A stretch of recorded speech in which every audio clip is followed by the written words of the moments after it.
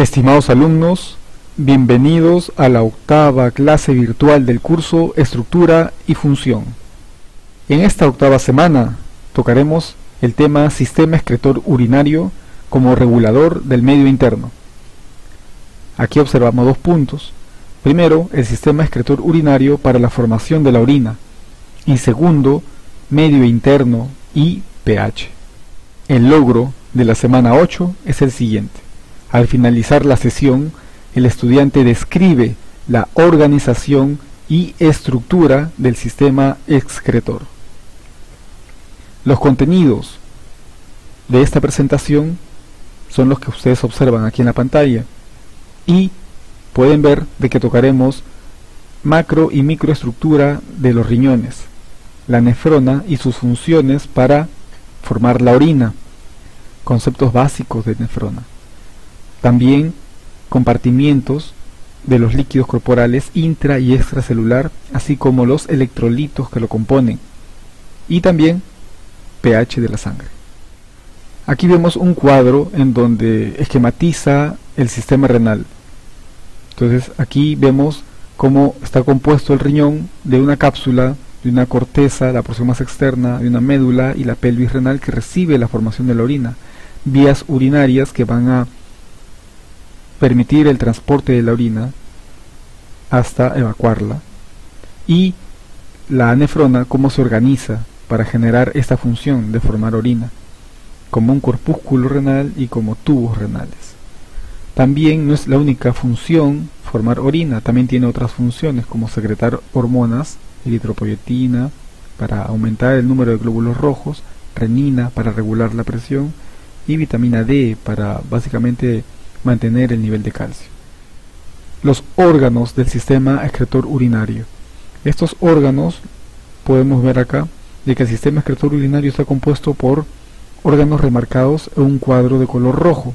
Entonces vemos acá el riñón izquierdo, el riñón derecho, el uréter derecho, uréter izquierdo, va a desembocar en la vejiga y la vejiga en la uretra. Los riñones son órganos vitales, forman la orina y es esencial para la homeostasis y el mantenimiento de la vida.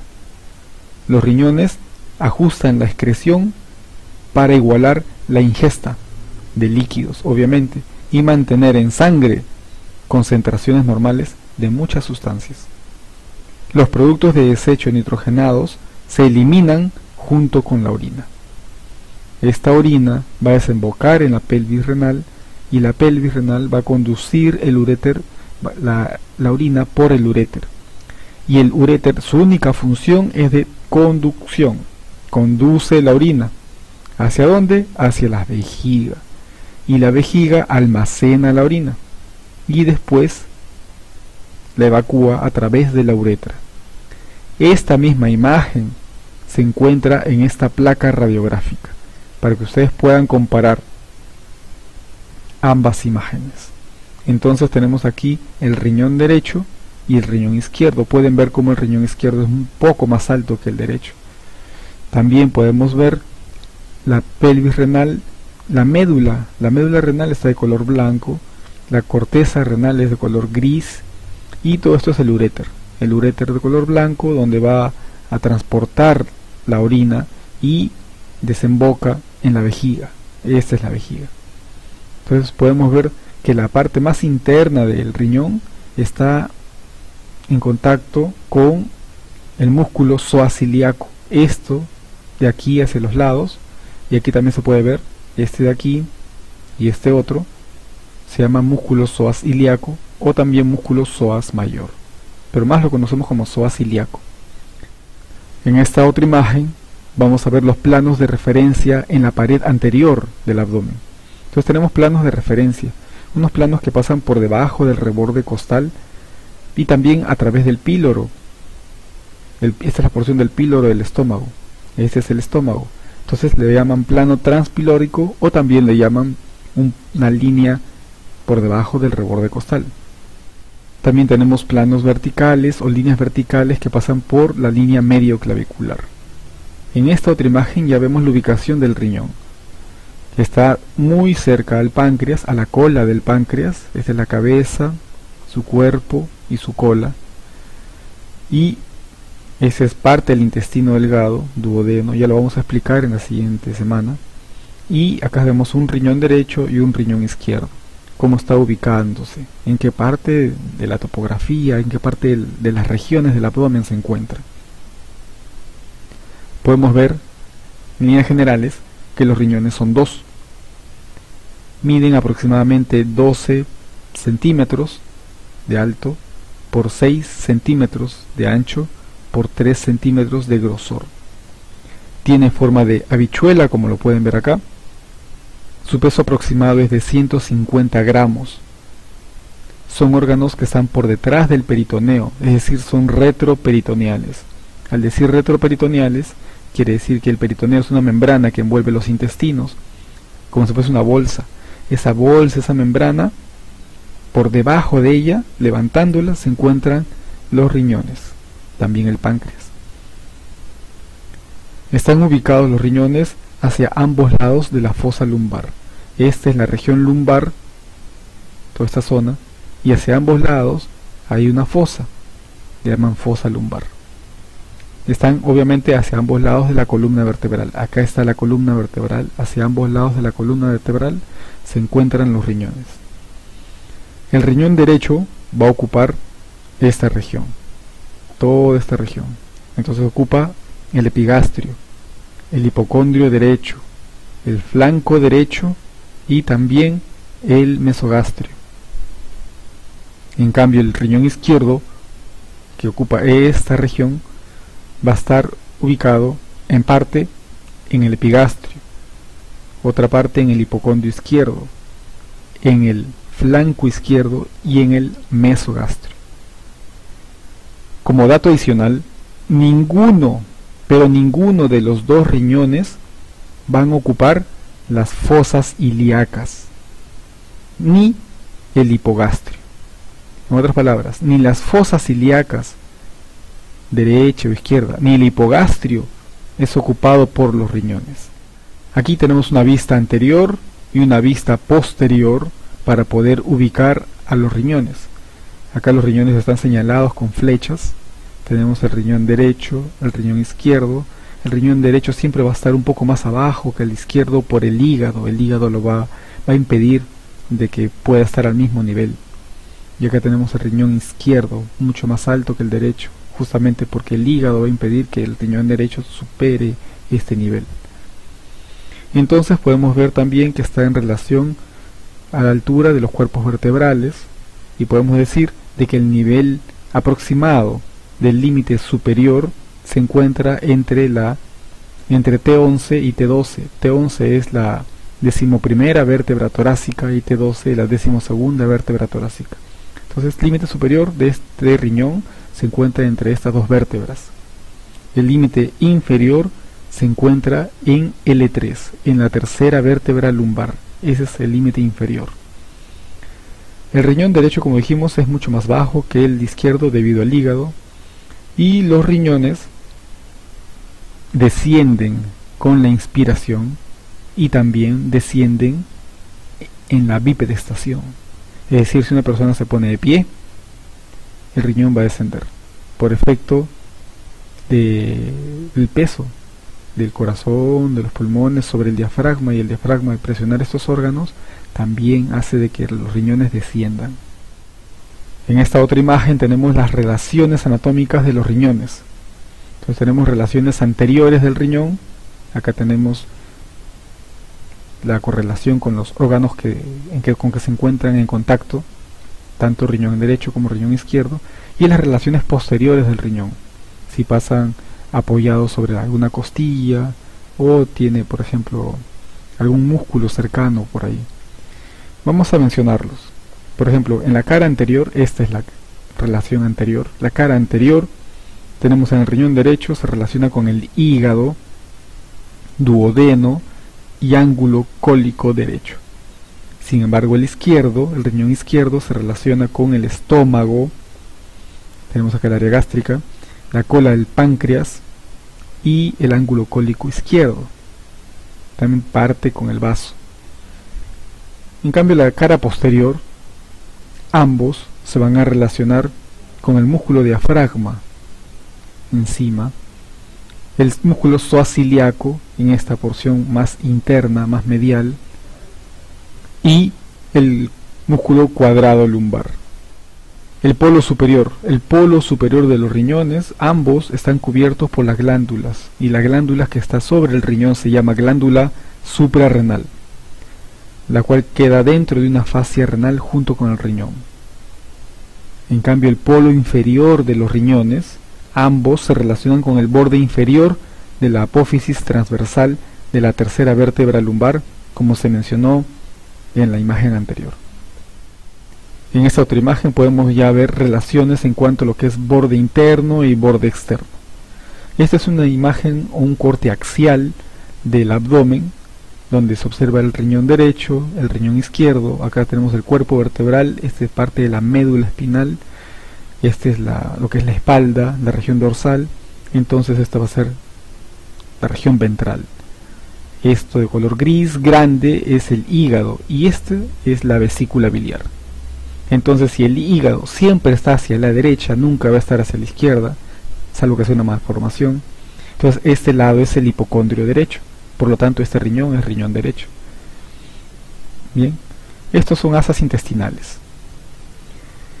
Bien, en cambio acá tenemos un corte sagital del riñón izquierdo. También podemos observar este músculo, el músculo psoas-ilíaco. Este músculo aquí en el corte axial está ubicado acá. Estos músculos chiquititos son los músculos psoas-ilíacos. Acá se ve mucho más grande, más extenso. Y acá tenemos no solamente el riñón, sino también tenemos el vaso que está sobre el riñón en contacto con parte de la cara anterior del riñón. Acá está el músculo diafragma, el corazón y los pulmones. Bien, entonces el borde interno del riñón se va a relacionar con ese músculo, con el músculo psoas-ilíaco. Y el borde externo, ambos riñones se relacionan con ese músculo. Y el borde externo se va a relacionar, en caso del riñón derecho, se relaciona con el hígado. Pero en el caso del riñón izquierdo, el borde externo se va a relacionar en parte también con el vaso. Y la parte superior del colon. El colon es el intestino grueso. Aquí tenemos la regulación del agua corporal. La regulación del agua corporal se va a realizar por diferentes órganos y sistemas, no solamente por el riñón o el sistema renal. También la piel tiene una participación para regular el agua a través del sudor. El sistema respiratorio también elimina agua a través de vapor de agua. El sistema digestivo, en parte, elimina el agua con las heces. Y si una persona está con un problema digestivo, puede tener diarrea, y a través de las diarreas se elimina gran cantidad de agua. Hay pérdida de agua, no solamente agua, agua y electrolitos también. El sistema renal, obviamente, a través de la orina va a manejar el agua corporal, y vemos de que el riñón, tenemos la unidad fundamental y funcional del riñón, la nefrona, es la que va a manejar esa función. Entonces, la sangre que proviene del metabolismo celular es la que va a entrar a un proceso de filtración, y una vez que se filtra, sale esa sangre ya filtrada hacia el corazón. La sangre filtrada aquí, el ultrafiltrado, es el que va a pasar por los túbulos para formar orina, y esa formación de orina va a contener agua, sales, minerales, urea como productos de desecho, amoníacos y otros. Entonces, de esa forma el riñón va a regular la excreción de agua. Después de la producción de orina por los riñones, esta obviamente va a recorrer los uréteres hasta la vejiga urinaria, en donde se almacena, y después es expulsada hacia el exterior a través de la uretra, mediante la micción. ¿Cuáles son las funciones del riñón? Las voy a mencionar rápidamente. Las funciones del riñón son regulación del agua y electrolitos mediante filtración, absorción y secreción. Esta es formación de la orina. Regulación de la presión arterial. La renina es una hormona que regula esta presión. Regulación de la producción de eritrocitos. Eritropoyetina, iniciales EPO. Aumenta el número de eritrocitos. Regulación del pH. pH es el grado de acidez o alcalinidad de una solución. El riñón ayuda a regular el pH, pero no es el único órgano que lo regula. Activa vitamina D. Entonces esta es otra hormona que activa el riñón. Excreción de desechos metabólicos. La urea es eliminada y la creatinina también es eliminada por la orina. Excreción de sustancias bioactivas como hormonas o algunas drogas que algunas personas toman por alguna enfermedad. Y la gluconeogénesis, es decir, el riñón también tiene la función de formar glucosa a partir de productos que no sean carbohidratos. En cuanto a la macroestructura del riñón, tenemos que podemos observar las siguientes estructuras. Podemos observar corteza renal, médula renal y podemos observar que todo eso se encuentra dentro del parénquima renal. A esto le llamamos parénquima renal, a lo que se encuentra aquí señalado con el puntero. Corteza, lo que está más externo, médula renal, lo que está más interno. Parecen como unos triángulos, como si fuesen pirámides. Entonces le llaman pirámides renales o pirámides de Malpighi. Entonces ahí tenemos las pirámides renales o pirámides de Malpighi, son la médula renal. Y lo que está por encima es la corteza renal. Entre una pirámide y otra pirámide, entre médula y médula, se encuentra una columna y le llaman columna de Bertin. Y también podemos observar que todo este riñón es envuelto por una fascia, por una cápsula de tejido conectivo denso, y alrededor hay tejido adiposo. Sobre el riñón se encuentra la glándula suprarrenal. Muy bien. Tenemos también senos renales. Los senos renales tenemos el sistema pielocalicial, en donde tenemos aquí que las pirámides renales terminan en estos puntos de color blanco, le llaman papilas renales. Y la papila renal elimina y desemboca la orina en estos cálices, le llaman cálices menores. Y cuando los cálices menores se juntan, 3 cálices menores se juntan, forman acá hay 1, 2, 3 cálices menores, 4, forman un cáliz mayor. Entonces acá tenemos un cáliz menor, 2, 3, 4. Estos 3 se han juntado y forman un cáliz mayor. Y los cálices mayores se juntan, se unen para formar la pelvis renal. Y la pelvis renal desemboca la orina en el uréter. Y el uréter solamente sirve de transporte de la orina hasta la vejiga. Aquí podemos ver la microestructura del riñón, ya no la macroestructura.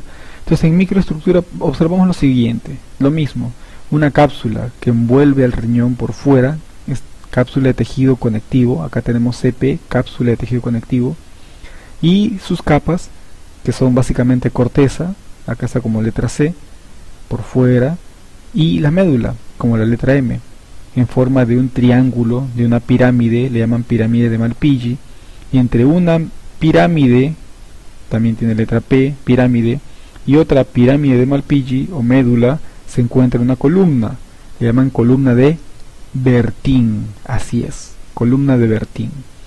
Entonces esta pirámide de Malpighi, que es parte de la médula renal, termina en este punto que se llama papila renal, y la papila renal desemboca la orina en un cáliz, el cáliz menor, y cuando se juntan varios cálices menores forman el cáliz mayor, y cuando se juntan varios cálices mayores forman la pelvis renal. Entonces acá tenemos como organización lóbulos, y los lóbulos son las pirámides más una corteza. Entonces aquí puedo yo ver que esta es una pirámide, y si me extiendo hacia la corteza que está sobre esa pirámide, toda esta región va a ser un lóbulo. Acá tenemos otra pirámide, otra médula, Y si me extiendo hacia la corteza que está sobre esa pirámide va a ser otro lóbulo. Entonces tenemos acá los lóbulos, son las pirámides más la corteza inmediatamente superior a ella. ¿Cuántos son? Son 8 a 18 lóbulos. Los lobulillos es la porción de corteza entre dos arterias interlobulillares. Contienen un único conducto colector, es el conducto colector o columna de Bellini, y las nefronas drenan en él. Acá podemos ver glomérulos. Glomérulos es un súper enrollado de las arterias que ingresan a esta membrana, a esta cápsula, dentro de la corteza del riñón, y se dan vueltas, como un súper enrollado, y después sale la arteria. Entonces podemos observar que aquí en la corteza del riñón encontramos a una magnificación mucho mayor esta imagen, en donde encontramos un glomérulo, dos glomérulos, tres glomérulos, y acá se ve parte del cuarto glomérulo. Y está formado el glomérulo por el ingreso de una arteria que da muchas vueltas y la salida de la arteria, una arteriola. La circulación renal. Esta circulación renal observa lo siguiente: la sangre que sale del corazón es expulsada a través de la aorta, y la aorta da vueltas, pasa por el tórax, le llaman aorta torácica, y cuando llega al abdomen le llaman aorta abdominal, y esa aorta va a llevar sangre hacia la arteria renal, y la arteria renal, para que esa sangre pueda ser filtrada y limpiada, es conducida por arterias segmentarias hacia estas arterias que son entre ambos lóbulos. Acá hay un lóbulo, pirámide más corteza, acá hay otro lóbulo, pirámide más corteza. Entonces esta es una arteria interlobar entre dos lóbulos, y después se va acá, exactamente en la división entre la pirámide y la corteza. Esa se llama arteria arqueada, es como un arco, como una vuelta que da. Entonces la arteria arqueada, y esa arteria arqueada es la que va a dar origen a esos glomérulos. Ahora vamos a verlo. Aquí observamos también encima del riñón la glándula suprarrenal, que también está irrigada por ramas de la aorta.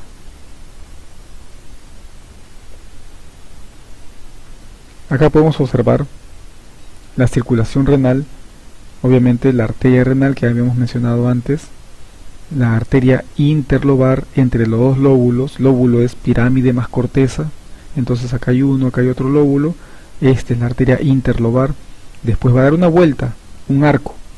Esa es la arteria arqueada, justo en la división entre médula y corteza. Así es. Y de ahí, de las arterias arqueadas, sale una ramita, se llama arteria interlobulillar. Esa ramita tiene dirección hacia la corteza interlobulillar, y de ahí salen todos los glomérulos. Acá podemos ver justamente la arteria renal, es una sangre que tiene que limpiarse para que pueda ser filtrada y limpiada, ingresa al riñón. Acá tenemos esto, y llega hasta la corteza renal, es la arteria interlobulillar, y de ahí salen todos los glomérulos. Y una vez que ya es filtrada la sangre, regresa como vena, ya está limpia la sangre. Entonces acá tenemos las ramas de estos vasos sanguíneos, ¿no? Una vez que se forma la orina, pasa de la pelvis renal hacia el uréter, del uréter hacia la vejiga. La nefrona. ¿Qué es la nefrona entonces? La nefrona es la unidad estructural y funcional. Existen por lo menos 1 millón de nefronas dentro del riñón. ¿Y consiste en qué? En una corteza y una médula. El riñón tiene corteza y médula, pero la nefrona, parte está en la corteza y otra parte se encuentra en la médula. ¿Qué parte? En la corteza está el corpúsculo renal y una parte del sistema de tubos. En cambio, en la médula solamente hay sistema de tubos. Eso puede ser pregunta de examen. En la corteza, el corpúsculo renal está compuesto de un glomérulo y de una cápsula de Bowman que envuelve a ese glomérulo. Entonces tenemos acá que el corpúsculo renal produce un ultrafiltrado del plasma. Y los sistemas de tubos que están en la corteza son los túbulos contorneados, ya sea proximal al glomérulo o distal al glomérulo. Pero son túbulos contorneados, proximal o distal al glomérulo. En cambio, en la médula renal se encuentra un sistema de tubos como es el asa de Henle y el tubo colector. Este es un esquema de la nefrona. Lo que se habló anteriormente es esto. Justamente acá tenemos el riñón, tenemos acá la corteza, en la parte más externa, la médula que forma pirámides, y si yo extraigo esta imagen más grande, observamos que esto de aquí es la pirámide, la médula renal, y lo que está arriba es la corteza. Entonces tenemos parte de la corteza y parte de la médula. A esto se llama lóbulo. Este es un lóbulo. En la corteza se encuentran los glomérulos. Entonces acá vemos que este vaso sanguíneo que está dividiendo corteza de médula se llama arteria arqueada. Y la ramita que da hacia la corteza se llama arteria interlobulillar, porque la rama de la arteria que pasa entre ambas pirámides se llama arteria interlobar, porque ese es un lóbulo. Entonces arteria interlobar, arteria arqueada porque forma un arco, y la rama arteria interlobulillar. Y acá estos puntitos amarillos son los glomérulos. Si lo magnificamos se ve así. Este sería un glomérulo, donde entra una arteria, da muchas vueltas y sale la arteria. Es una arteriola. Arteriola ingresa, vueltas, y arteriola sale. Entonces tenemos acá de que una rama de la arteria renal, que es rama de la aorta, va a ingresar. Se llama arteriola aferente. Da muchas vueltas dentro de la cápsula de Bowman. A esto se le llama glomérulo. Y sale como arteriola eferente. Entonces ingresa como arteriola aferente y sale como arteriola eferente. Y los túbulos, que encontramos acá, como da muchas vueltas, le dicen túbulo contorneado. Proximal porque está cerca del glomérulo. Asa de Henle,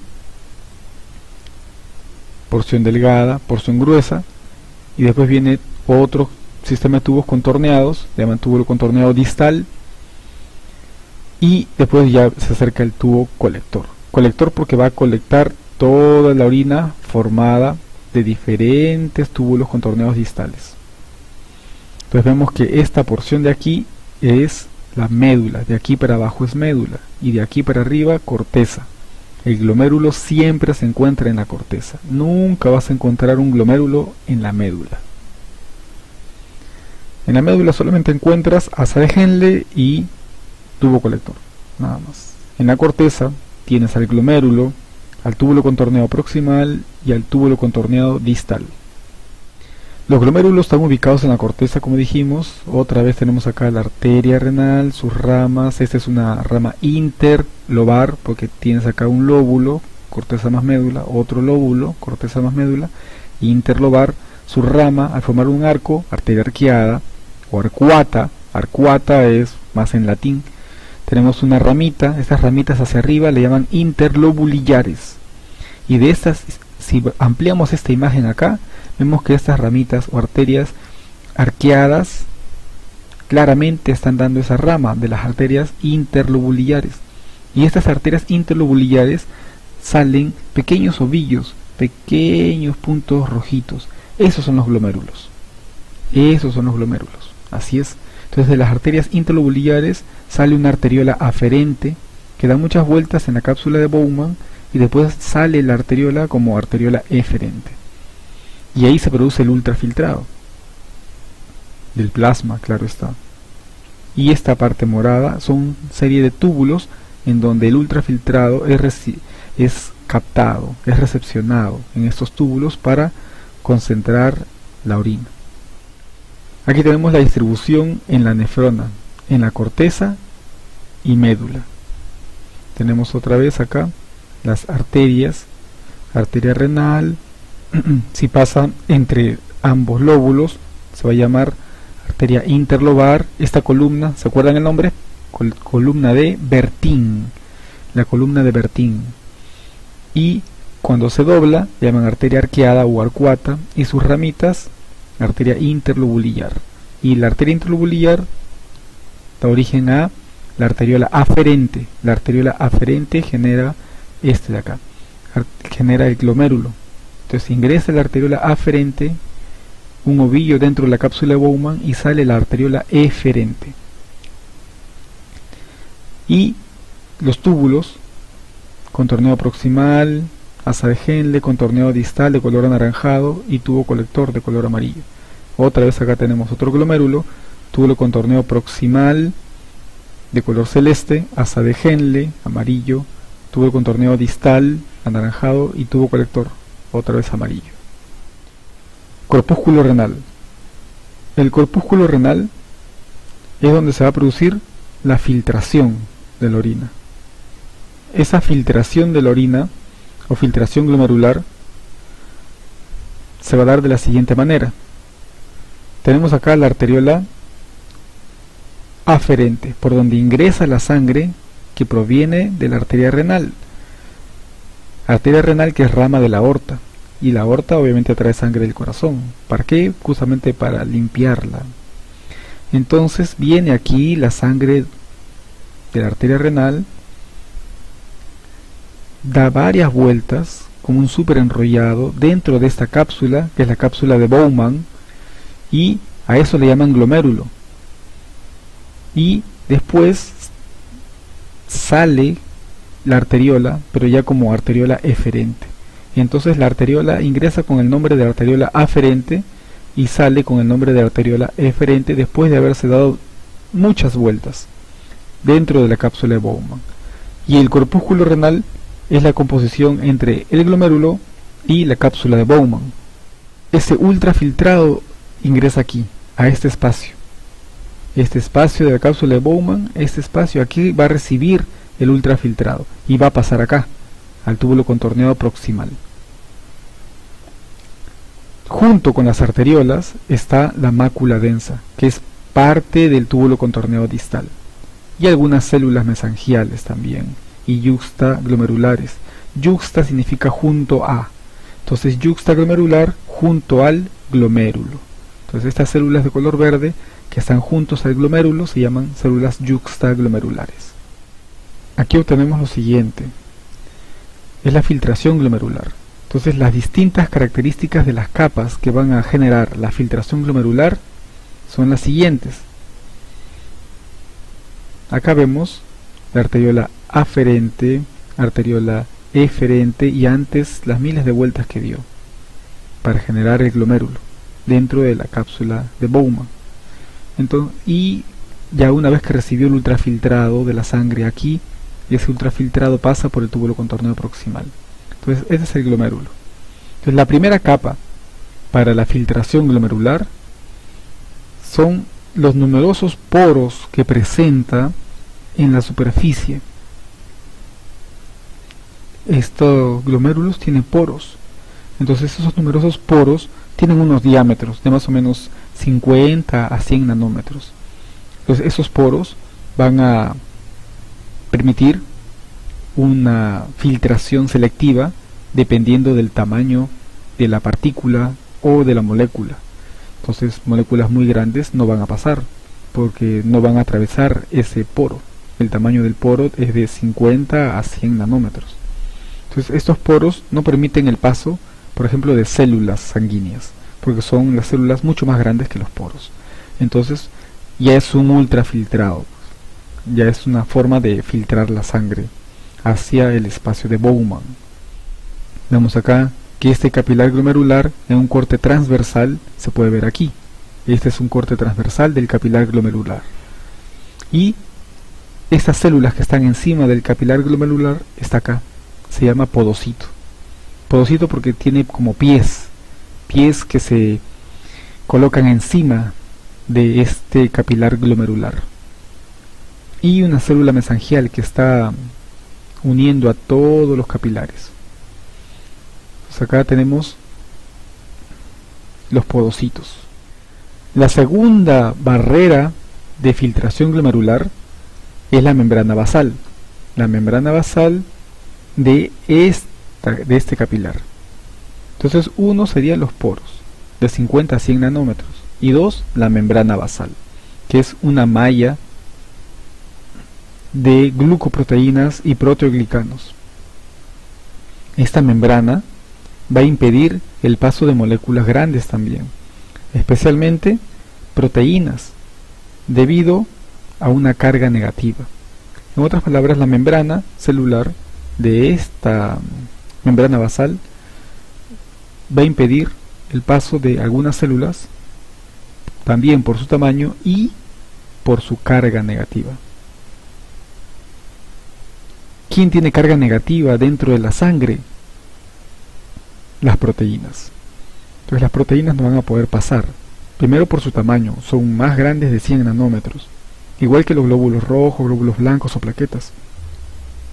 Pero adicional a esto, adicional al tamaño, no van a poder pasar a este espacio de Bowman por su carga. Su carga negativa va a hacer que repela con la carga negativa de la membrana celular de esta membrana basal.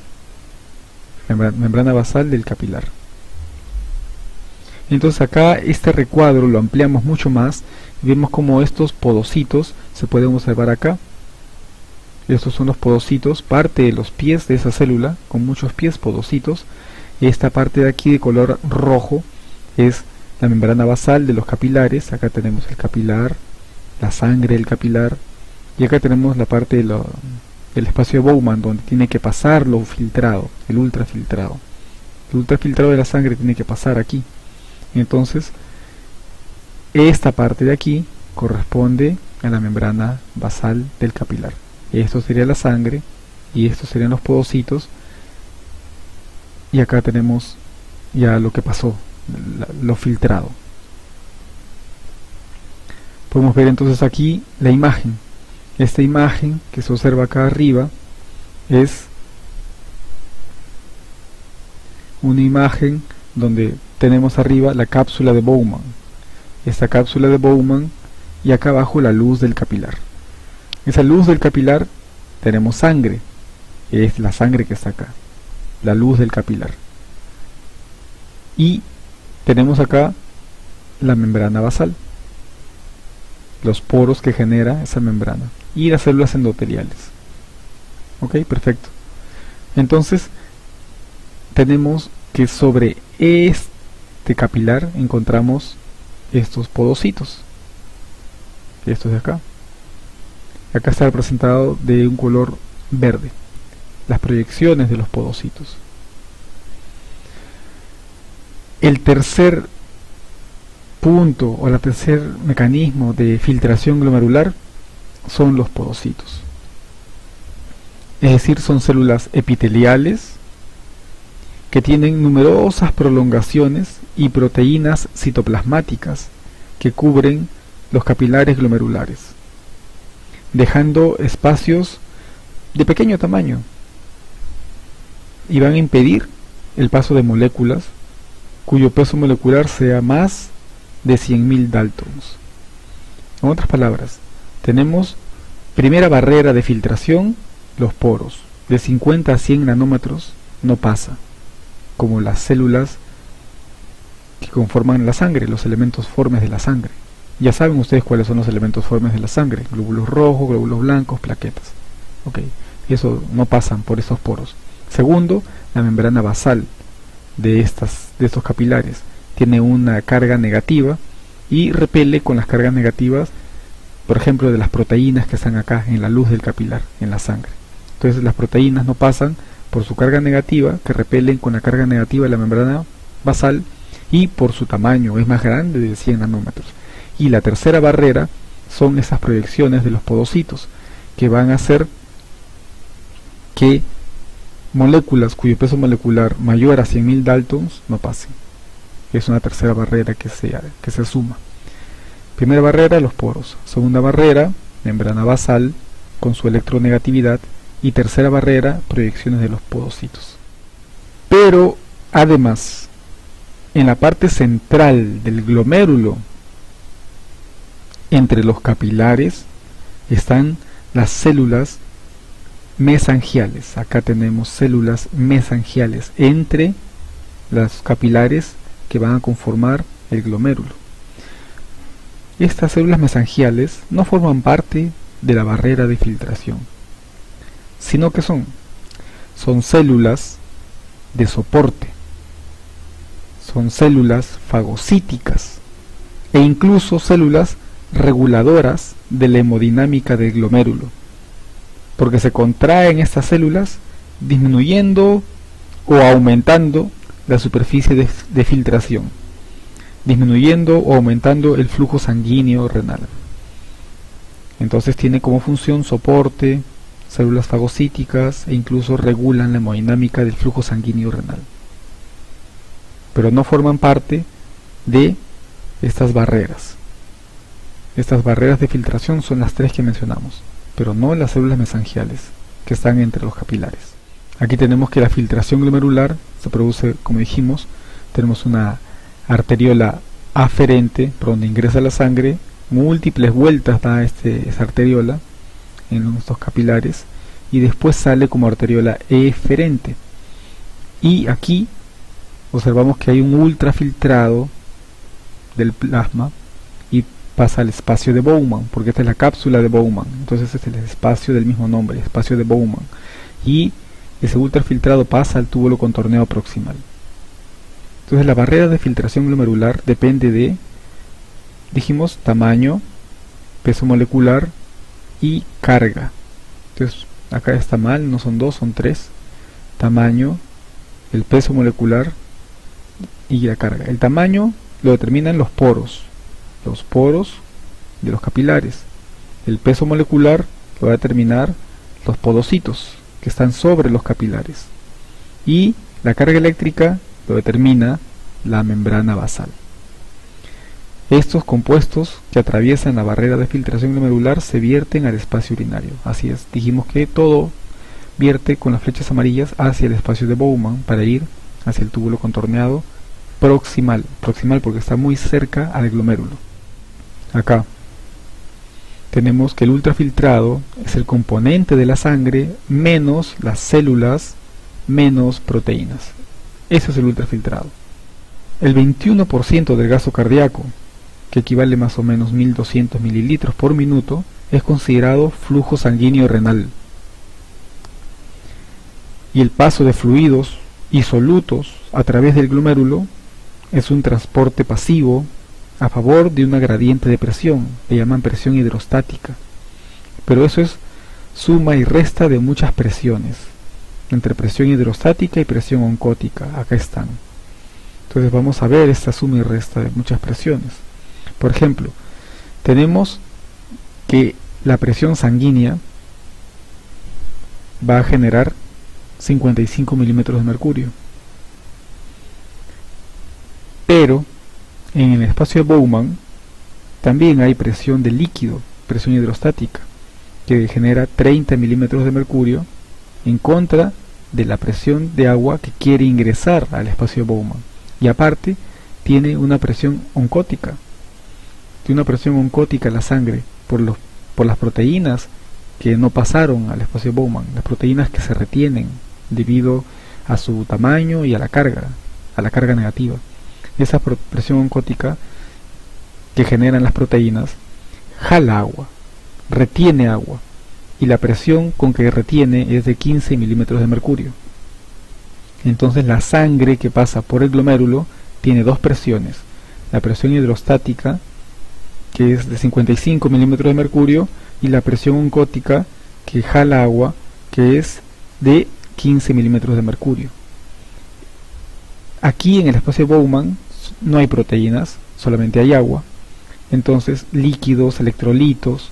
Entonces este genera solamente presión hidrostática, no presión oncótica, y la presión hidrostática es en sentido centrífugo, hacia afuera, es de 30. Entonces si sumamos 55 menos 30 y 15, que son 45, tenemos una presión de 10 milímetros de mercurio como presión de filtración neta. Esa presión de filtración neta es la cual va a permitir de que se filtre la sangre es un ultrafiltrado que se va a generar ahí. Y ahí ya se produce todos los pasos de la formación de la orina. Entonces, el material que se va a filtrar, la sangre. El lugar donde se procesa, el glomérulo. Y el filtrado resultante, el ultrafiltrado de la sangre, es el resultado de todo este proceso. Aquí tenemos las fases principales en la formación de orina. Son 4. La fase de filtración glomerular, que ya hemos hablado. La fase de reabsorción tubular, que parte de lo filtrado se reabsorbe otra vez hacia la sangre. Fase de secreción, parte de los compuestos que están en la sangre, algunos electrolitos, se secretan hacia los tubos. Y concentración, que conforme va avanzando la orina por los túbulos se va concentrando cada vez más. Lugares en la nefrona relacionadas con las fases en la formación de orina. Tenemos la filtración en el glomérulo, la reabsorción tubular, obviamente en los túbulos, que se reabsorbe hacia el vaso sanguíneo que está muy cerca a los tubos. La secreción tubular es de las arterias hacia los túbulos. Y la concentración básicamente es en el tubo colector. Aquí se va a concentrar la orina. Por lo tanto, el detalle de cada fase es la siguiente: la filtración de agua, nutrientes, desechos en general van hacia la cápsula, hacia el espacio de Bowman de la nefrona y pasan al tubo de contorneo proximal. Aquí el 65 a 70% de lo filtrado se reabsorbe. ¿En dónde? En el túbulo contorneo proximal. Casi todo el agua, dijimos, 65 a 70% se va a reabsorber. Y los nutrientes y electrolitos, sodio, cloro, 70% de todo eso, o hasta 60% en algunas literaturas, se reabsorbe hacia la sangre. A ese nivel de los túbulos contorneados distales se va a secretar. Entonces en el túbulo distal hay desechos adicionales que se secretan, como por ejemplo potasio. Entonces se secreta de la sangre hacia el túbulo para que se elimine por la orina. Y en el tubo colector se concentra poco a poco cada vez más, y para concentrarse se va a eliminar agua hacia el espacio intersticial, del tubo colector hacia el espacio intersticial. Entonces cada vez tiene menos agua y más solutos, por lo tanto se va concentrando cada vez más y más y más para llegar a formar la orina, una orina más concentrada. Entonces tenemos aquí que la depuración renal es también llamada formación de orina. ¿Y eso a qué es igual? A todo lo filtrado menos lo reabsorbido más lo que se secreta. Y los pasos, como dijimos, son los siguientes. La sangre llega a la nefrona. Una vez que llega a la nefrona, se filtra por los glomérulos hacia el espacio de Bowman y pasa el tubo contorneado proximal. Ese paso de líquido es conducido por todos los tubos: contorneo proximal, asa de Henle, tubo contorneo distal, colector, pero en ese transcurrir parte se reabsorbe con flechas de color celeste. Básicamente lo útil es esa reabsorción, en su mayor porcentaje se realiza aquí, en el túbulo contorneado proximal, 60 a 70%, tanto de agua, de sodio, de cloro, de muchas sustancias se va a reabsorber acá. Todo lo que se va a secretar se realiza acá, en el tubo contorneado distal.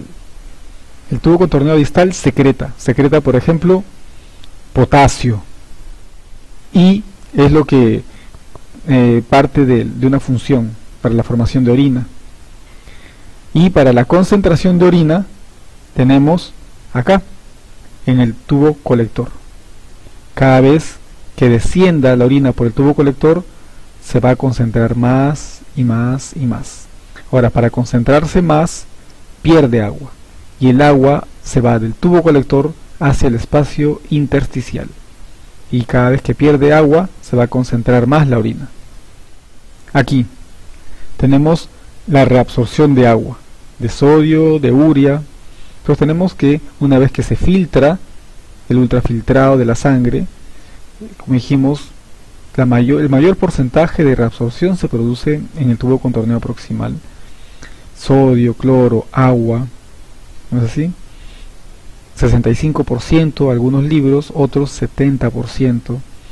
Hay transporte también de glucosa. En caso de que pase glucosa, se reabsorbe por completo el 100% de la glucosa por un transporte activo, es reabsorbido a la sangre otra vez. Aminoácidos, proteínas también son reabsorbidas a este nivel. Y el agua pasa como un transporte pasivo. La glucosa y los aminoácidos pasan como transporte activo, pero el agua como transporte pasivo. Y ese transporte pasivo de agua se llama ósmosis. De ahí pasamos al asa de Henle. El asa de Henle, ahí tenemos solamente un 15% de reabsorción, no es mucho. Tenemos un transporte pasivo también. La asa de Henle tiene dos porciones, una porción delgada, una porción gruesa. De ahí tenemos el tubo contorneado distal. Pero antes de llegar al tubo contorneado distal, esta porción gruesa del asa de Henle, vamos a ver de que hay una reabsorción mediante un transporte activo de sodio y de cloro. Después tenemos ya ahora sí el tubo contorneado distal. Y allí vemos una reabsorción de sodio y secreción de potasio. ¿Por medio de quién? De la aldosterona. Esta hormona va a actuar de esa forma, intercambiando sodio y potasio.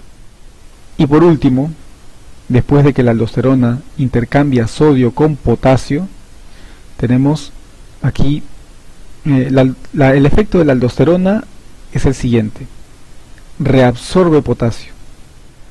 El túbulo contorneado distal y el tubo colector. El tubo colector lo que va a hacer es lo siguiente: va a concentrar la orina y conforme la concentra va a reabsorber agua y urea. Reabsorbe agua y urea.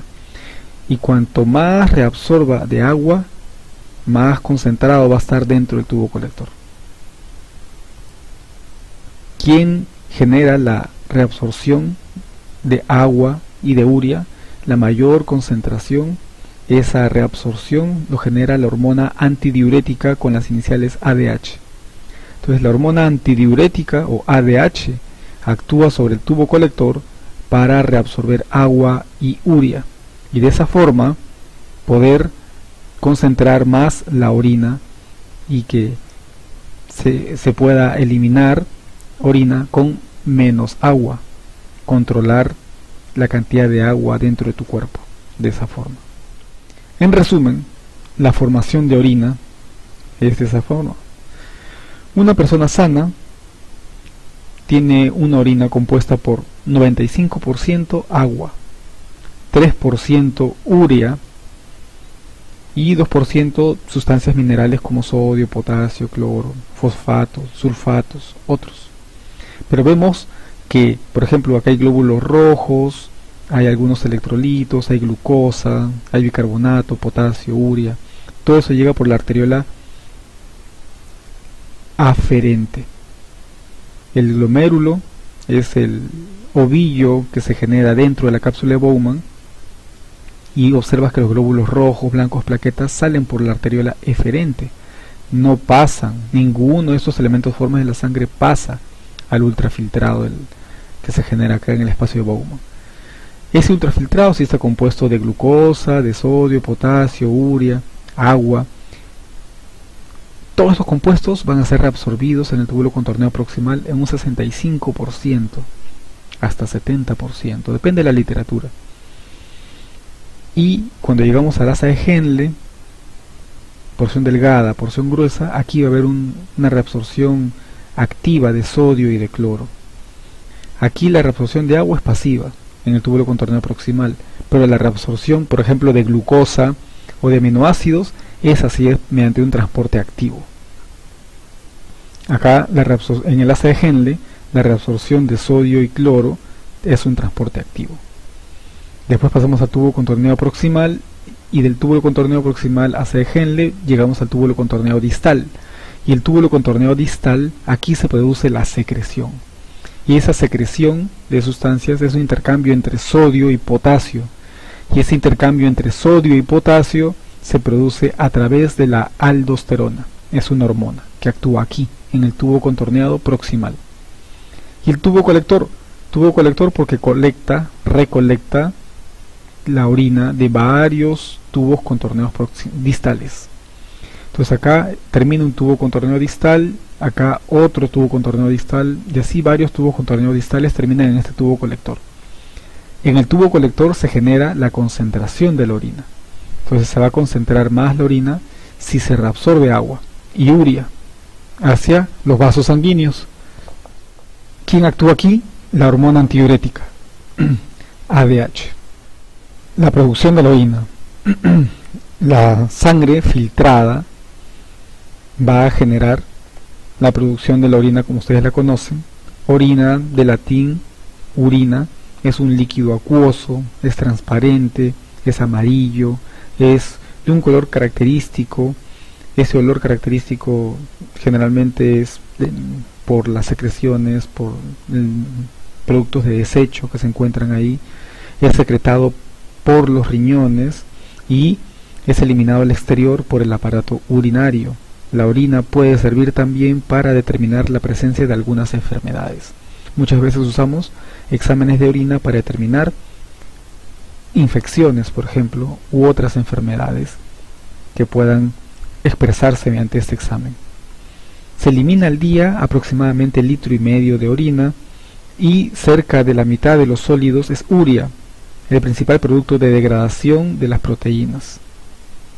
La principal función de la orina es eliminar sustancias tóxicas o de desecho producidas durante el metabolismo.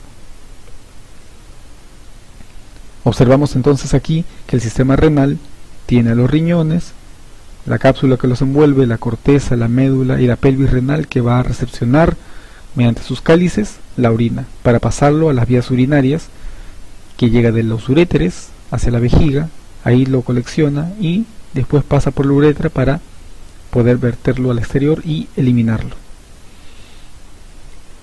Pero la nefrona es la que realiza todo esto, que tiene dos partes, un corpúsculo renal y tubos renales, y el corpúsculo es la cápsula de Bowman más el glomérulo, y los túbulos renales es proximal, acégenle, distal y colector.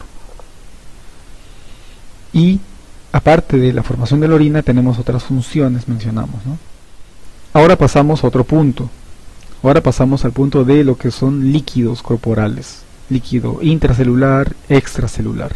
Entonces la distribución de los líquidos corporales se puede dividir como un líquido intracelular que está dentro de las células o un líquido extracelular que está por fuera de las células, y puede ser tanto intravascular dentro de los vasos sanguíneos como un líquido intersticial entre las células, entre célula y célula, líquido intersticial. El líquido extracelular también se denomina medio interno, contiene grandes cantidades de iones como sodio, cloro, bicarbonato, nutrientes y también cationes y aniones. El medio interno o líquido extracelular está compuesto de la sangre y el líquido intersticial. En cambio, el líquido intracelular tiene componentes, electrolitos totalmente diferentes en concentración con respecto al líquido intersticial y la sangre. Esa diferencia de concentración se va a dar debido a que existen transportadores de membrana que generan transportes activos o transportes pasivos y van a ser los causantes de las diferentes concentraciones del sodio, por ejemplo, o del potasio a nivel intracelular y a nivel extracelular debido a estos transportadores. Así tenemos que en el intracelular el nivel de potasio es muy alto y en el extracelular el nivel de potasio es muy bajo. En cambio, en el extracelular el nivel de sodio, las concentraciones de sodio son muy altas, y en el intracelular las concentraciones de sodio son muy bajas. Dijimos que eso era porque en la célula existen transportadores activos y pasivos, pero básicamente esos transportadores activos van a generar esa diferencia de concentraciones de los solutos. El líquido extracelular está compuesto de un líquido intersticial, de un volumen sanguíneo, y el volumen sanguíneo está compuesto de elementos formes de la sangre y plasma. No se olviden que el plasma es una parte del volumen sanguíneo. ¿Ok? Entonces, no solamente hay solutos en el líquido extracelular o en el líquido intracelular, también hay agua, y se denomina agua corporal total. Entonces, el agua corporal total que está dentro de las células y fuera de las células representa, como está aquí, el 60% del peso de una persona. Entonces tenemos acá que hay ciertos constituyentes en los líquidos intracelulares y extracelulares, como por ejemplo dijimos los cationes o los iones con energías positivas y los aniones o los que tienen energía negativa. Entonces tenemos a nivel extracelular el catión más abundante es el sodio y el anión más abundante es el cloro. A nivel intracelular el catión más abundante es el potasio y el anión más abundante es el fosfato. Y aniones orgánicos, proteínas también tienen bastantes. También hay otras sustancias diferentes a los electrolitos presentes en el plasma, como por ejemplo tenemos sales biliares, bilirrubina, creatinina, ácido láctico, urea, glucosa, colesterol, fosfolípidos. ¿Y cómo se distribuyen estos electrolitos? Sodio, cloro, potasio. Estos electrolitos, ¿cómo se distribuyen en los diferentes compartimientos? A nivel intracelular dijimos, mayor cantidad de potasio con respecto al nivel en la sangre, por ejemplo, hay poquito, muy poco, 4 miliequivalentes por litro, en cambio acá es 150 miliequivalentes por litro, y la concentración de potasio en el plasma de nivel intersticial entre una célula y otra es la misma. Podemos observar, por ejemplo, aquí el sodio a nivel intracelular es poco, 10 miliequivalentes por litro. En cambio, a nivel del plasma, el sodio es bien alto, 142 miliequivalentes por litro, y es muy semejante al nivel intersticial. Los iones están en constante movimiento. Estos electrolitos pasan del nivel intracelular al extracelular, en constante movimiento. Pero para pasar de la célula a la sangre, tiene que pasar por el espacio intersticial. Entonces siempre este sodio tiene que pasar por el espacio intersticial y de ahí llegar a la sangre. Y donde se queda en mayor concentración es en la sangre. En cambio el potasio tiene que pasar de la sangre a la célula, y donde se queda en mayor concentración es en la célula. Y así vemos los diferentes electrolitos en sus diferentes composiciones que nos muestra este cuadro, tanto de cationes como de aniones, es decir, con carga positiva como los que tienen carga negativa. La distribución del agua corporal total, ACT, es diferente ligeramente en mujeres y en hombres. Por ejemplo, tenemos que en varones es el 60% del peso corporal total y en mujeres el 55% del peso corporal total.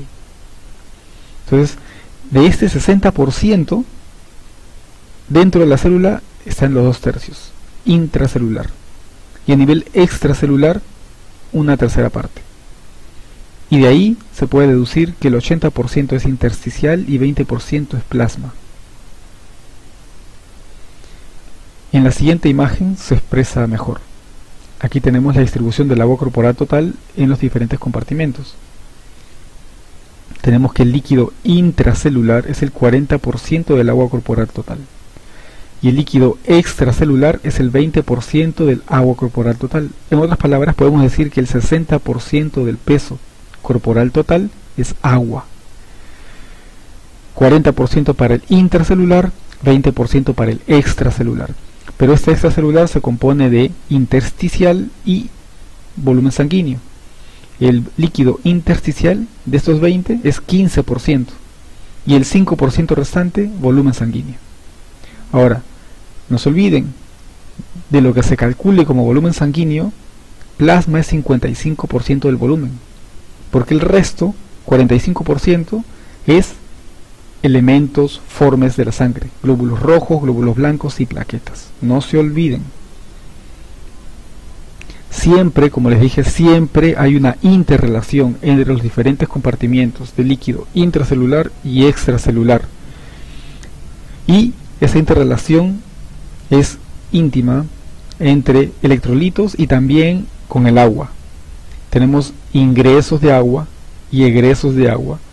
Ingresos bebiéndolo, por ejemplo, con los alimentos también ingresa agua, y los egresos a través de la orina en los riñones, el agua que se pierde como vapor de agua en los pulmones, las heces, el sudor a través de la piel.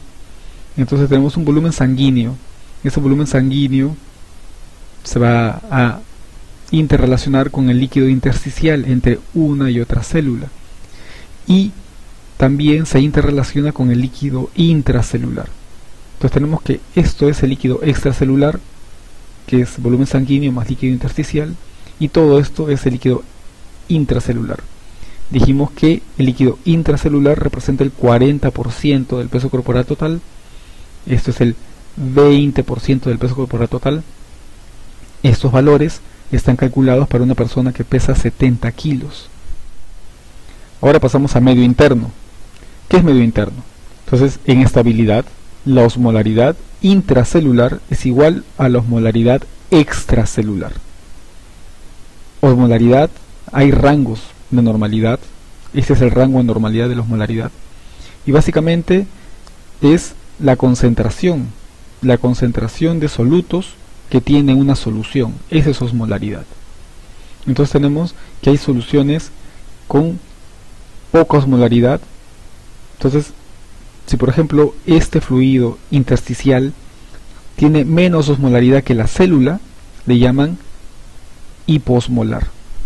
Si el fluido intersticial tiene igual osmolaridad que la célula, y dijimos que osmolaridad es la concentración de solutos en esta sustancia, y tiene igual concentración, se llama normo-osmolar o isoosmolar. Iso es igual, isoosmolar igual osmolaridad que la célula. Pero si esta solución, este fluido intersticial, tiene mayor osmolaridad que la célula, le llaman hiperosmolar. Ahora, mayor concentración, hiperosmolar. Y un medio hiperosmolar es un medio hipertónico, es decir, mayor osmolaridad. Muy bien. En el medio interno no solamente hay líquidos, no solamente hay electrolitos, también hay iones hidrógeno para ver el pH, también está el oxígeno, el CO2 en la sangre transportándose, también está transportándose la glucosa, no se olviden. Me pasé un rato, regresando acá en la imagen, podemos ver de que la osmolaridad en la sangre está compuesta básicamente por el sodio, la glucosa y los cuerpos nitrogenados. Esos tres puntos son los que van a componer la osmolaridad de la sangre. Y el valor normal es de 270 a 290 miliosmoles por litro. Ahora sí pasamos. Aquí vemos lo siguiente. Ósmosis, por ejemplo. Ósmosis es la difusión que tiene lugar entre dos líquidos o gases que son capaces de mezclarse a través de un tabique o membrana semipermeable. Siempre es por difusión, es decir, por transporte pasivo. y siempre se refiere al solvente, es decir, siempre se refiere al agua, nunca al soluto. Entonces, ósmosis siempre es al solvente, al agua, nunca al soluto. Osmolaridad. ¿Qué es osmolaridad? Osmolaridad es la concentración de partículas osmóticamente activas que contiene una solución, expresada en osmoles o miliosmoles por litro de disolvente. Y presión osmótica. Presión osmótica es la presión que ejercen sobre el tabique semipermeable. Sobre este tabique se ejerce una presión. ¿Quién ejerce? Las sustancias entre las cuales se produce la ósmosis. Entonces, esta presión que ejercen sobre esta membrana semipermeable, estas sustancias, estos electrolitos, son las sustancias entre las cuales se produce la ósmosis. Eso le llaman presión osmótica. Aquí, en esta imagen, podemos ver los efectos de la osmolaridad de una solución en un volumen celular. Tenemos una célula, y esta célula se coloca en 3 lugares diferentes. En un recipiente en donde la concentración o la osmolaridad, que es lo mismo, de solutos, es igual al de la célula. Entonces, la concentración u osmolaridad de la solución es igual a la concentración o a la osmolaridad de la célula. En otras palabras, isoosmolar. Si es un medio isoosmolar, la célula está colocada en un medio isoosmolar, la célula no tiene cambios, ni de forma ni de tamaño. Pero si la célula la colocamos en un medio hiperosmolar, en donde la osmolaridad es muy alta con respecto a la osmolaridad de la célula, es decir, la concentración es muy alta con respecto a la concentración de la célula. Miren acá, cada puntito es un electrolito y la concentración de estos electrolitos es mayor con respecto a la concentración de electrolitos que tiene la célula. Entonces, para llegar a igualar las concentraciones, el agua dentro de la célula sale para diluir lo que está por fuera. Sale por ósmosis, como transporte pasivo, y la célula en consecuencia se encoge. En conclusión, si colocamos una célula en un medio hiperosmolar o hipertónico, que es lo mismo, hipertónico por la tonicidad, es muy alta la tonicidad, el agua que está dentro de la célula sale para igualar la concentración que está en el medio extracelular al medio intracelular. La idea es tener iguales concentraciones, y por igualar la concentración la célula se encoge. En cambio, en el tercer caso, si tenemos una célula que es colocada en un medio hipoosmolar o hipotónico, es decir, una concentración muy baja con respecto a la concentración que existe dentro de la célula, el agua, para igualar las concentraciones de ambos, intra y extracelular, el agua ingresa a la célula, porque acá afuera está muy poco concentrado, está muy diluido, ingresa a la célula, y cuando ingresa a la célula se va hinchando, se va hinchando, se va hinchando, hasta que crece mucho, y se puede romper. Lisis le llama cuando se rompe, lisis celular. Entonces, la célula se hincha cuando la colocas en un medio de osmolaridad disminuida, un medio hipoosmolar. Se encoge cuando la colocas en un medio hiperosmolar o de osmolaridad aumentada. Y no tiene cambios cuando lo colocas en un medio donde la osmolaridad es igual a la osmolaridad de la célula. Entonces acá tenemos la regulación de la osmolaridad plasmática. Tenemos, por ejemplo, acá de celeste el medio intracelular y de anaranjado el medio extracelular. Y colocamos, por ejemplo, acá un ejemplo, hay un líquido hipotónico, este es un líquido hipotónico, menor concentración con respecto al intracelular, isotónico, igual concentración con respecto al intracelular, y el hipertónico, alta concentración con respecto al intracelular. Entonces, ¿qué va a suceder? Sucede lo siguiente: Si está en un medio hipotónico, así es, se hincha la célula, se puede llegar a romper, lisis, es decir, el agua va a ingresar a la célula para igualar las concentraciones de ambos lados, porque aquí está muy concentrado. Dentro de la célula hay mucha concentración y el agua tiende a ingresar. Si estamos en un medio isotónico, pues normal, la célula no tiene cambios. Y si estamos en un medio hipertónico, el agua va a tender a salir de la célula para igualar ambas concentraciones. Entonces se encoge, y cuando se encoge se llama crenación. Entonces, por ejemplo, si tenemos una falta de ingesta de agua, ¿qué sucede? Tenemos acá, por ejemplo, el medio extracelular y aquí el medio intracelular. Entonces, si no tomas agua, el volumen, esto es el nivel de volumen, y en el eje de las X tenemos volúmenes, y en el eje de las Y tenemos la osmolaridad, menos osmolar, más osmolaridad. Entonces acá está el 0. Entonces de 0 a 100 en volumen. No tomas agua, falta de ingesta de agua, el volumen disminuye. Al disminuir el volumen, por falta de ingesta de agua, este líquido extracelular, con menos agua, está más concentrado. Y al aumentar su concentración, ya estamos en qué medio. Estamos en un medio hipertónico, isotónico o hipotónico. Si aumentó la concentración con respecto al líquido intracelular, obviamente estamos en un medio hipertónico. Entonces la célula tiende a encogerse. ¿Por qué? Porque el agua que se encuentra en el intracelular va a pasar hacia el extracelular para igualar las concentraciones. Entonces, al igualar las concentraciones, aquí la concentración está aumentada. La concentración normal es hasta este nivel, hasta la línea negra. Osmolaridad está acá. Osmolaridad es concentración de solutos. Entonces, normalmente es hasta acá, hasta la línea negra, pero aquí, cuando disminuyó la cantidad de agua por falta de ingesta, aumentó la concentración y disminuyó el volumen. Acá está, menos volumen, y en X, en lo ancho, menos volumen, y en lo alto, mayor concentración. Y para alcanzar la misma concentración, mismo nivel de altura, ha tenido que perder volumen. Ya no es 100, digamos que es 80, igual que este, ya no es 100, es 80, el 0 está en el centro.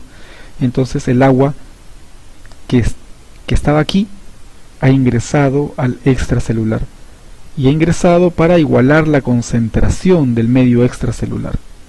Y una vez que iguala la concentración, deja de pasar agua. El agua pasa por ósmosis, dijimos, transporte pasivo. ¿Cómo se regula la osmolaridad?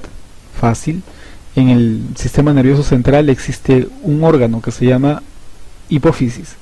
Esta glándula, hipófisis, va a regular la osmolaridad.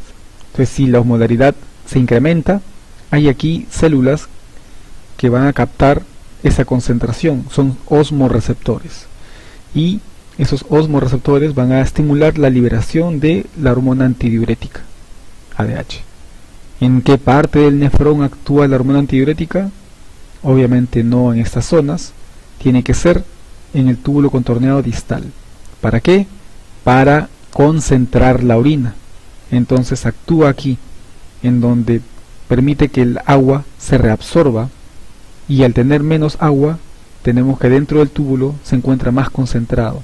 Entonces el volumen de orina disminuye porque aumenta su reabsorción, y ese volumen tan disminuido está más concentrado de orina. La orina va a estar más cargada, incluso el color va a ser más amarillo, no va a ser un color claro, debido a que se ha reabsorbido gran cantidad de agua por efecto de la hormona antidiurética liberado por la hipófisis, y eso obedece a que hubo un aumento en la osmolaridad. Y para que la osmolaridad se mantenga en rangos normales y que no siga aumentando, pues reabsorbió agua. Acción de la hormona antidiurética sobre el riñón. Tenemos pues que cuando la hormona antidiurética no está presente, pues en los tubos colectores, estos no son permeables al agua, el agua sale y es perdido como orina. Gran cantidad de agua es orinada. es producida y excretada. En cambio, si la hormona antidiurética está presente, pues el tubo colector es permeable al agua y se reabsorbe gran cantidad de agua, y los solutos que están dentro del tubo colector cada vez se concentran más y más y más, y el volumen de orina disminuye, pero se concentra más la orina porque se ha reabsorbido gran cantidad de agua. Y aquí un ejemplo para ver cómo calcular el volumen de agua corporal total, el volumen del líquido intra y extracelular, el volumen del líquido intersticial, el volumen sanguíneo y plasma a una persona que pesa 60 kilos y que posee un hematocrito del 45%. Entonces acá tienes que acordarte que el agua corporal total es un porcentaje del peso corporal total. ¿Qué porcentaje es? ¿Te acuerdas? Así es, 60%. ¿Qué coincidencia? Coincide con el número 60 de su peso. Entonces, 60% de 60 kilos, 36 litros es el agua corporal total. Y de ahí, ¿te acuerdas? Porcentaje del intra y del extra. ¿Quién tiene más agua? ¿Intracelular o extracelular? Dijimos que era el intracelular, el doble del extracelular. Entonces un 40% debe ser el intracelular y el 20% restante es el extracelular, y 24 más 12 suma 36. Para lo que es volumen de líquido intersticial dijimos que del extracelular era un porcentaje. De esos 20, 15 corresponden al intersticial y 5 restante al volumen sanguíneo. 9 más 3, 12 litros. Y de ese volumen sanguíneo, parte es hematocrito, 45%, y parte es plasma, que es 55% del volumen sanguíneo total. Entonces si yo quiero sacar el volumen sanguíneo y el plasma, el volumen sanguíneo ya lo obtuve. Ahora el plasma es el 55% de este volumen sanguíneo, de 3 litros. Entonces 55% de 3 litros es 1.65 litros. Eso es el plasma que tiene una persona de 60 kilos. Muy bien. Ahora, por último, tocamos lo que es equilibrio ácido-base. Y aquí en equilibrio ácido-base, el pH de estos líquidos orgánicos, como el ácido del estómago, de la orina, de la saliva, de la sangre, pues de todos estos líquidos, el agua, por ejemplo, o todas las soluciones acuosas, contienen ion hidrógeno y también contienen ion hidróxido. No olvidar que el equilibrio ácido-base requiere la integración de 3 sistemas orgánicos: el hígado, los pulmones y los riñones. En resumen, el hígado metaboliza las proteínas produciendo iones hidrógeno. El pulmón elimina el dióxido de carbono y el pulmón elimina el dióxido de carbono, sí, está bien, y el riñón genera nuevos bicarbonatos. Vamos a volver a revisar más adelante. Tenemos entonces este valor de pH que va de 0, pasa por el 7, que es el neutro, y el 14. 0 es el nivel más ácido, donde está la mayor concentración de iones hidrógeno. Neutro es el punto medio, 7, y el punto más alcalino, el más básico, en donde se encuentra mayor concentración de iones hidróxido, está en el número 14. Ahí tenemos el hidróxido de sodio, por ejemplo. Y en los niveles más ácidos tenemos el ácido del estómago o el jugo de limón. Entonces vemos acá entonces cómo varía el nivel de acidez o el nivel de alcalinidad dependiendo del número del pH. El ion hidrógeno es un protón y ese protón va a determinar el grado de acidez de una solución, y si va a liberar protones una solución se le dice una solución ácida. Si va a captar protones o acepta protones se le llama solución básica. Y neutra obviamente si el valor del pH es 7. Esta es la escala del pH. pH que es el potencial de hidrógeno y puede ser o muy ácido o muy alcalino. Es importante saber el número del pH en la sangre, por ejemplo, Sí, es muy importante. La importancia del equilibrio ácido-base en la sangre es porque hay rangos que te mantienen en normalidad, pero otros, ya sean muy ácidos o muy básicos, te generan la muerte. Entonces, por ejemplo, niveles de 7 ya es acidosis, de 6 ya es una acidosis que puede generar la muerte. Niveles muy básicos, muy altos, como de 7.8 es alcalosis, y de 9 ya generan la muerte. Entonces el rango normal del pH en la sangre es entre 7.35 y 7.45. Esto es el rango normal del pH en la sangre, para mantener un estado de equilibrio y no generar la muerte. ¿Hay trastornos del equilibrio ácido-básico? Claro. Esos están dados por variaciones, ya sea del CO2, regulado por el pulmón, o del bicarbonato, regulado por el riñón. Entonces tenemos acá, por ejemplo, de que todo debe estar en equilibrio. Sin embargo, el pH puede aumentar o disminuir en relación a la concentración de CO2. Si aumenta o disminuye. Por ejemplo, si el CO2 aumenta, ¿en qué casos puede aumentar? Una persona que bucea, por ejemplo, está buceando sin equipo de buceo por muchos minutos, digamos 3 minutos, 4 minutos. Si no es una persona entrenada, se va a respirar involuntariamente en algún momento y se puede ahogar. Entonces una persona sale porque la respiración es involuntaria. Sin embargo, si una persona retiene mucho de la respiración, el incremento del CO2 va a generar un incremento del pH, es decir, acidosis. Cae el pH. El pH se vuelve más ácido, genera acidosis. Entonces el número del pH para que sea acidosis tiene que ser, como dijimos en la tabla anterior, bajo. 0, 1, 2, 3, 4, 5, 6, 7. Eso es acidosis. Entonces cuanto más ácido esté, el número es mucho más bajo. Pero la concentración de iones de hidrógeno aumenta.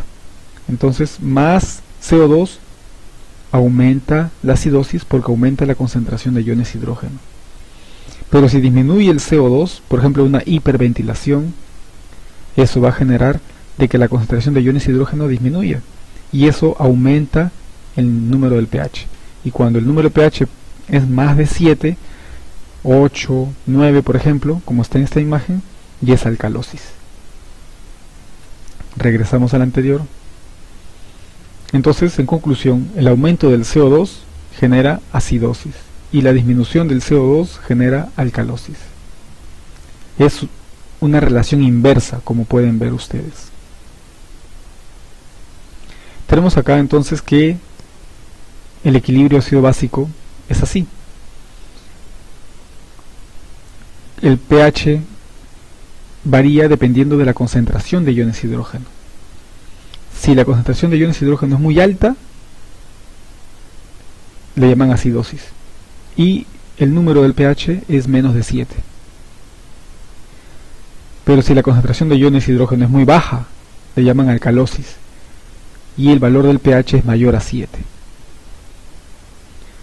Esos son los rangos normales para el pH, para el CO2 y para el bicarbonato.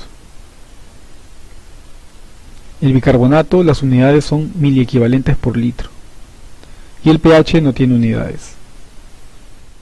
Aquí podemos ver la interrelación de los órganos unos con otros.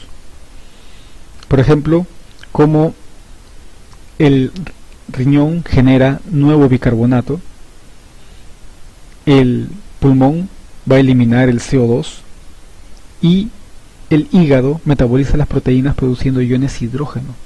Los tres van a equilibrar el medio ácido básico y de alguna forma van a contribuir. Ahora, pH, ¿a qué se debe ese término?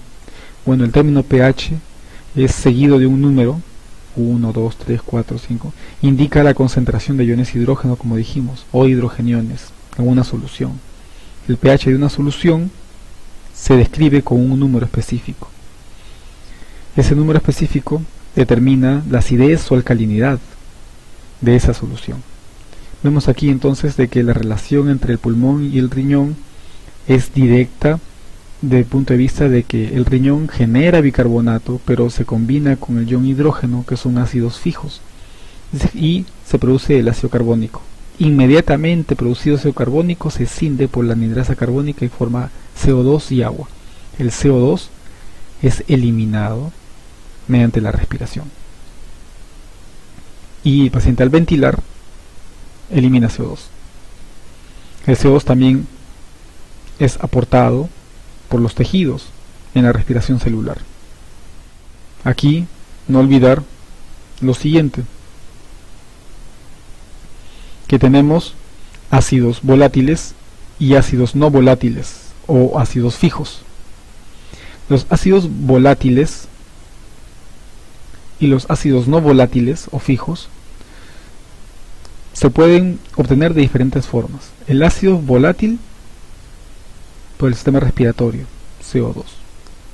Acá tenemos el CO2 en la oxidación de los hidratos de carbono, grasas, aminoácidos. Durante la respiración se forma ácido carbónico y bicarbonato. Pero los ácidos no volátiles o fijos, esos pueden ser, por ejemplo, obtenidos como tampones químicos del sistema renal, y tenemos acá el ácido sulfúrico, el ácido fosfórico. ¿Ok? Estos ácidos, tanto fijos como volátiles, se pueden obtener del producto del metabolismo o de la dieta. Tenemos líneas de defensa para que el pH, el nivel de concentración de iones hidrógeno, no varíe y no esté en los extremos, sino dentro del rango normal, que es de 7.35 a 7.45. Entonces, las líneas de defensa son: 1, los buffers; 2, la regulación respiratoria; y 3, la regulación renal. Entonces tenemos que el pH varía continuamente por fuera de este intervalo normal, pero es regulado rápidamente por estos sistemas de control, estas líneas de defensa. Entonces, ¿qué es un buffer o amortiguador? Justamente eso, amortigua las variaciones de pH que se producen continuamente. El principal amortiguador o buffer es el bicarbonato, que es el 75% de la capacidad total de buffer o amortiguadores que tiene el cuerpo. Hay otros amortiguadores como la hemoglobina, las proteínas plasmáticas, proteínas intracelulares, fosfatos disódicos o fosfatos monosódicos, pero el principal amortiguador aquí es el bicarbonato. Ok, perfecto. ¿Qué hace? Evita cambios bruscos de la concentración de iones hidrógeno, del pH. El valor lo mantiene dentro de rangos normales. Entonces tenemos acá la ecuación de Henderson y Hasselbalch. Es para poder calcular el grado de acidez o alcalinidad que tiene un medio. Pero sus variaciones están, por ejemplo, variaciones del bicarbonato, sus variaciones están en relación directa con el pH. Si aumenta el bicarbonato, aumenta el pH. Si disminuye el bicarbonato, disminuye el pH. Y las variaciones del CO2 tienen relación indirecta con el pH, porque está en el denominador. Yo lo veo como si fuese un hombre de cabeza. Este hombre de cabeza tiene, por ejemplo, relación directa el bicarbonato regulado por el riñón, y la regulación indirecta está dado por el pulmón, y es como si una persona estuviese de cabeza. Entonces, cuando haces la fórmula de pH, tienes a un hombre de cabeza, riñón sobre pulmón. Riñón regula bicarbonato, pulmón regula el CO2. Estos son los valores normales del pH, del CO2, del oxígeno, del bicarbonato, y todos estos valores a nivel del mar se obtienen de examen de sangre a nivel arterial. Y como son gases de oxígeno, gases de CO2, gases de saturación de oxígeno, electrolitos como bicarbonato, entonces le llaman análisis de gases arteriales. Generalmente las pruebas de sangre son venosas, pero para obtener niveles de gases que determinan el pH en la sangre son de arterias, no de venas. Entonces le llaman análisis de gases arteriales y sus iniciales son AGA. Acá tenemos un ejemplo. Por ejemplo, tenemos estos valores actuales y el valor normal del oxígeno es de 80 a 100. Entonces 50 milímetros de mercurio implica que está disminuido. ¿Ok? Si el pH es 2.27 y el valor normal está entre 7.35 y 7.45, pues obviamente está disminuido. Eso implica acidosis, porque está por debajo del valor normal. Entonces acá dice, ¿es el pH normal? Tú dices, no, está en acidosis. ¿Ok? Listo, de ahí sigues, tienes el valor del CO2. El valor del CO2, 53. Entonces hay que pensar en el valor normal, de 35 a 45 milímetros de mercurio. Tú lo ves alto, entonces se elevó, aumentó. El segundo paso es, ¿el CO2 es normal? Pues tú dices, no, aumentó. De ahí sigues con el bicarbonato. El bicarbonato es 24 miliequivalentes por litro. Está dentro del rango normal. Entonces puedes decir que es normal. Acá también, el paso 3 es normal, pues sí, es normal. De ahí sigues el paso 4, el pH. Este pH, ¿concuerda con el CO2 o concuerda con el bicarbonato? Pues acidosis. Para tener acidosis, el hombre de cabeza, acuérdate, o bien el bicarbonato disminuye o bien el CO2 aumenta, porque tiene una relación directa el bicarbonato y una relación indirecta el CO2. Entonces acá concuerda con el CO2. Entonces yo digo acá, la disminución del pH concuerda con el aumento del CO2. Y como último paso, el bicarbonato va en dirección opuesta a la dirección del pH, es decir, el bicarbonato varía. En este caso no, el bicarbonato es normal, no debería de compensarlo para que la división se mantenga siempre en rangos normales. Es decir, si aumenta el CO2, el bicarbonato también debería aumentar para que esa división genere un resultado. Ese resultado numérico es el pH, sea siempre el mismo. Pero acá no ha variado, entonces cada vez está generando alteraciones en el pH. ¿Qué genera? Pues que al aumentar el denominador, este es el denominador, el resultado es un valor mucho más pequeño, el pH disminuye, por lo tanto hay acidosis.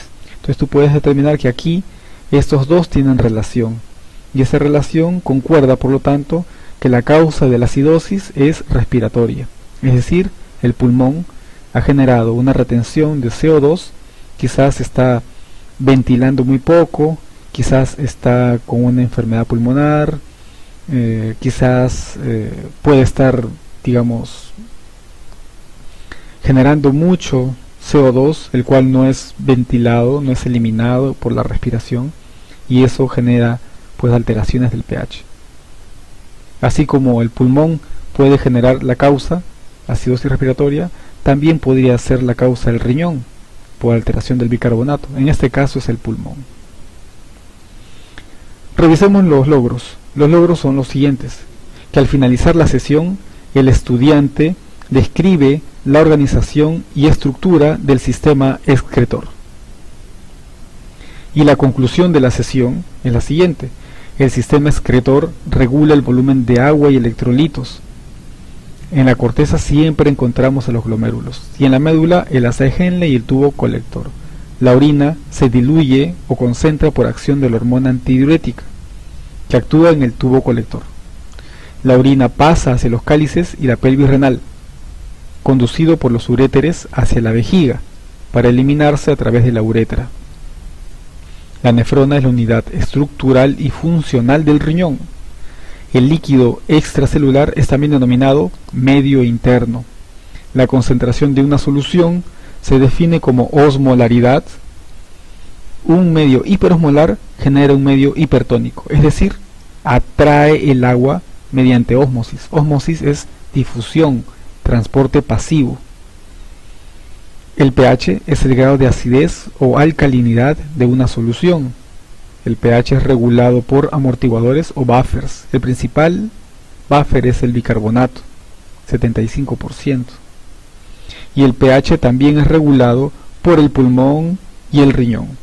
Por el riñón en forma directa mediante el bicarbonato, y por el pulmón en forma indirecta mediante el CO2. Esa es la bibliografía en donde ustedes pueden consultar y ampliar sobre el tema que hemos tocado ahora. Muchas gracias, y eso es todo por el día de hoy.